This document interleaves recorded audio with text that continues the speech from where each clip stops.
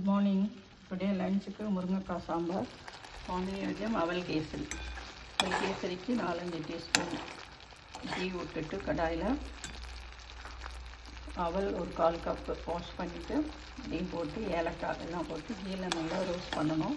அதுக்கப்புறம் add 1/4 cup water நல்லா வெந்த அப்புறம் add little colour orange red add little colour only. Then you have to add the sugar. 1/4 cup aval, add 1/2 cup sugar.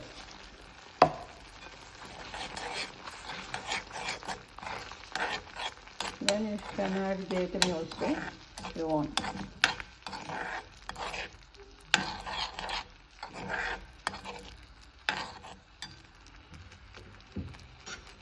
Now in the param become very thick. Then you have to add முந்திரி திராட்சை நெய்யில் வறுத்து வச்சது அதில் போட்டோம்.